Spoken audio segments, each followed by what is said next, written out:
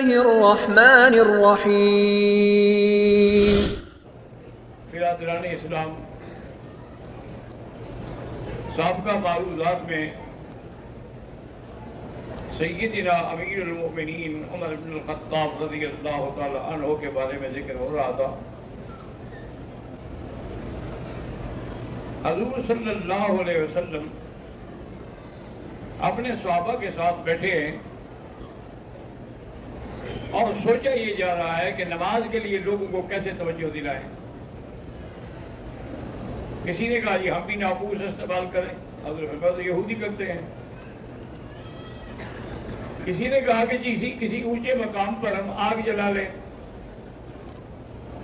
حضور فرمایا اللہ کے بندے وہ تو مجوسی کرتے ہیں، وہ آتش پرست ہوتے ہیں۔ تو کسی صحابی نے کہا کہ یا رسول اللہ، جب نماز کا وقت آئے ایک آدمی بھاگ بھاگ کے کہتا رہے الصلاۃ الصلاۃ الصلاۃ، اللہ کے بندے کہاں کہاں جائے گا؟ کوئی حوالی میں ہے، کوئی کہیں ہے، کوئی احد میں ہے، کس کس کو پکارنے جائے گا؟ حضرت عمر رضی اللہ تعالیٰ عنہ حاضر ہوئے اور انہوں نے کہا کہ یا رسول اللہ صلی اللہ علیہ وسلم، میں نے خواب دیکھا ہے کہ ایک آدمی کسی اونچی جگہ پہ کھڑا ہے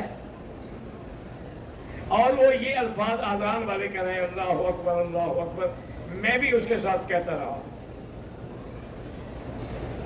حضور نے فرمایا بس یہی سکھانے کے لیے آپ کو خواب دکھایا گیا ہے، یہی بات بہت اچھی ہے کہ نماز کے وقت میں اذان دی جائے۔ اور بھی کئی صحابہ نے خواب دیکھا، لیکن حضور نے حضرت عمر کے خواب کو ترجیح دی۔ ایک دن حضور صلی اللہ علیہ وسلم بیٹھے بیٹھے اٹھ کے باہر تشریف لے گئے مسجد سے، اور کافی دیر ہو گئی، پھر پتہ نہیں کہاں تشریف لے گئے۔ صحابہ پریشان ہو گئے۔ حضرت ابی ہریرہ رضی اللہ تعالیٰ عنہ کہتے ہیں کہ میں بھاگا، اس سے پوچھا، اس سے ایک آدمی نے بتایا کہ جی وہ سامنے جو باغ ہے نا، اس باغ کے اندر حضور گئے ہیں۔ حضرت ابو ہریرہ فرماتے ہیں کہ پریشانی کی وجہ سے مجھے اس کا راستہ نہیں مل رہا تھا، تو ایک چھوٹے سے نالے کے لیے جو راستہ ہوتا ہے میں اسی سے گزر کے کمایا آتا پھر اس سال اب جیسے لومڑی گزرتی ہے، لومڑی کی طرح میں گزر گیا۔ آگے دیکھا تو حضور بیٹھے ہیں۔ میں نے کہا حضور ہم بہت ہی پریشان ہو گئے، سب آپ کو ڈھونڈ رہے ہیں۔ آپ نے فرمایا بس میں کسی پڑھنے میں مصروف تھا، آپ ایسا کرو کہ لوگوں کو جا کے خبر دو کہ من قال لا الہ الا اللہ دخل الجنہ، کہ جس آدمی نے بھی کلمہ پڑھا سر کے دل کے ساتھ اللہ اس کو جنت دے گے۔ میں نے کہا حضور میری بات کون مانے گا؟ اور میں میرے جوتے اٹھا لو، تو میں نے حضور کے جوتے اٹھائے اور خوش ہو کے باہر نکلنے کے لیے چلا تو حضرت عمر آ گئے۔ میں اینے ابی ہریرہ کہاں جا رہے ہو؟ میں نے کہا حضور نے فرمایا ہے کہ جا کے لوگوں کو خوشخبری دو کہ من قال لا الہ الا اللہ دخل الجنہ، اور بطور نشانی اپنی یہ جوتے بھی دیے ہیں۔ اور میں مت دو ابو ہریرہ، میں کہا میں کیسے روک سکتا ہوں؟ بس ضرب فی صدری، حضرت عمر نے میرے سینے میں مارا، میں پیچھے جا کے گر گیا۔ اور انہوں نے جا کے حضور سے کہا کہ یا رسول اللہ بالکل نہ کہیں یہ بات، اگر آپ یہ اعلان کر دیں گے فَيَتَّقِرِ النَّاسُ، لوگ بس اسی سہارے میں رہیں گے، کوئی عمل نہیں کرے گا، نہ نماز نہ روزہ نہ بس کلمہ پڑھ لیا جنت میں جائیں گے۔ حضور نے فرمایا عمر تیری رائے مجھے پسند ہے، ابھی ہریرہ کسی کو نہ کہو، کوئی خبر نہ دو، بس جس نے جو عمل کرنا ہے اس کو اس کے مطابق ثواب ملے گا۔ تو حضرت عمر رضی اللہ تعالیٰ عنہ کی بات پر حضور نے عمل کیا صلی اللہ علیہ وعلی آلہ وصحبہ وسلم۔ اور سیدنا عمر رضی اللہ تعالیٰ عنہ بڑے جوش والے بھی تھے، طاقت والے بھی تھے۔ جب جنگ احد ہو رہی تھی تو ابو سفیان نے، اس وقت ابو سفیان اسلام نہیں لائے تھے، ابو سفیان نے کہا کہ حل فیکم محمد، تم میں محمد ہے؟ حضور نے فرمایا کوئی جواب نہ دو۔ اور میں حل فیکم ابو بکر، حضور نے فرمایا کوئی جواب نہ دو۔ میں کہا حل فیکم عمر، حضور نے فرمایا کوئی جواب نہ دو۔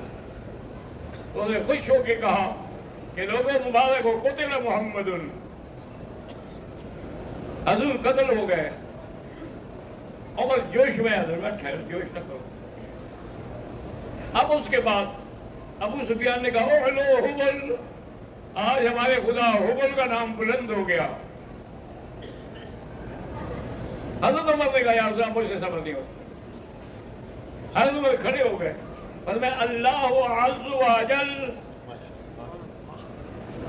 اس نے کہا کہ لنا العزى ولا عزى لكم، عزا خدا بھی ہمارے ساتھ ہے، تمہارے ساتھ نہیں ہے۔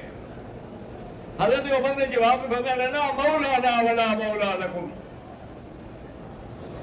اب اس نے کہا کہ عمر قتلانا وقتلاكم سواء، تمہارے اور ہمارے مقتول برابر ہو گئے، تم نے بدر میں ہمارا 70 مارا تھا، ہم نے احد میں تمہارا 70 مارا ہے۔ حضرت عمر نے فرمایا کیف سواء قتلانا فی الجنۃ وقتلاكم فی النار، ہمارے جو مقتول ہے وہ جنتی ہے اور تمہارے مقتول جہنمی ہے، برابر کیسے ہوئے؟ اب ابو سفیان کے پاس کوئی جواب دینے کی طاقت نہیں تھی کہ کیا کہو۔ اس کے بعد وہ اٹھ کے چلا گیا۔ حضرت عمر رضی اللہ تعالی عنہ کے بارے میں میرے آقا نے رحمت دو جہاں نے خواب دیکھا۔ آپ نے فرمایا کہ میں نے خواب دیکھا ہے کہ میں نے دیکھا کہ سب نے قمیض پہنے ہوئے ہیں، کچھ اونچا ہے کچھ نیچا ہے، حضرت عمر کی چادر جو ہے وہ تو بالکل زمین پہ گھسٹ رہی ہے۔ صحابہ نے پوچھا فما اولتہ یا رسول اللہ، اس خواب کی کیا تھا؟ آپ نے ایسے مراد دین ہے کہ حضرت عمر دین میں اتنا پختہ ہے، اتنا پکا ہے کہ اس سے دین نیچے جا رہا ہے۔ دوسرے دن حضور نے فرمایا کہ میں نے خواب دیکھا کہ ہم پانی نکال رہے ہیں، ڈول نکال رہے ہیں کنویں سے۔ میں نے حضرت ابو بکر سے کہا کہ نکالو، انہوں نے بھی نکالے، لیکن ان کے نکالنے میں کچھ کمزوری تھی۔ آگے میں عمر نکالوں، کہتے کہ حضرت عمر جب آئے تو اتنی زور سے ڈول کھینچے کہ سارا جل تھل ہو گئی پانی سے۔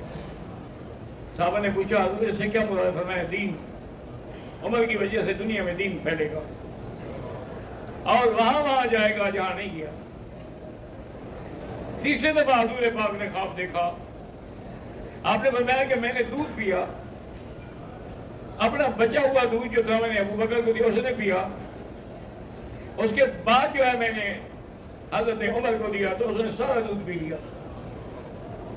صحابہ نے پوچھا حضرت سے کیا؟ فرمایا کہ اس سے مراد علم ہے، دودھ جو ہے یہ علم کی نشانی ہے۔ حضرت عمر کو اللہ تبارک و تعالیٰ اتنا علم عطا فرمائیں گے، اتنا مقام عطا فرمائیں گے۔